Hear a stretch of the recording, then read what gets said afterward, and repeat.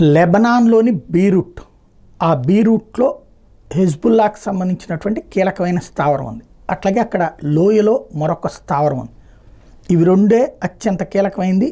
నాయకులందరూ అక్కడ ఉంటారు. ఏదైతే ఇజ్రాయెల్కి సంబంధించి ఇవాళ హెజ్బుల్లా యాక్టివిటీకి అంటే పేజర్లు పేల్చినా, లేకపోతే కనుక మన వాకీటాకీలు పేల్చినా, టాయిలెట్లు పేల్చినా, ఈ మొత్తానికి సూత్రధారైనటువంటి సంస్థ మొసాద్, ఇజ్రాయెల్ నిఘా విభాగం. దాన్ని కూల్చడం కోసం అని చెప్పి మొన్న బాలిస్టిక్ మిస్సైల్స్ని వాడింది లెబనాన్ నుంచి హెజ్బుల్లా. ఆ టైంలోనే నెతన్యాహు ఒక వార్నింగ్ ఇచ్చాడు, తీవ్ర పరిణామాలు ఎదురవుతాయి, దీనికి తగిన బుద్ధి చెప్తామని. వాస్తవానికి దారిలోనే దాన్ని ఇంటర్సెప్ట్ చేశారు, కూల్చివేశారు, కానీ వార్నింగ్ ఇచ్చారు.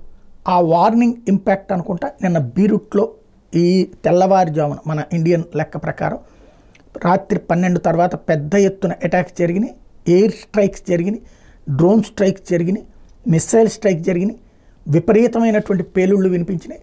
ఆ సందర్భంలో ఇప్పుడు తాజాగా హషీం సఫీయుద్దీన్, ఎవరైతే ఇప్పుడు ఉన్నటువంటి హిజ్బుల్లా తర్వాత వారసుడు, హిజ్బుల్లాకి సంబంధించి ప్రస్తుతం వారసుడు హసన్ నర్సల్లా, అతని వారసుడు హషీం సఫీద్దీన్, ఈ హషీం సఫీద్దీన్ ఇందులో చనిపోయాడు అన్నటువంటిది తాజాగా వినబడుతున్నటువంటి మాట.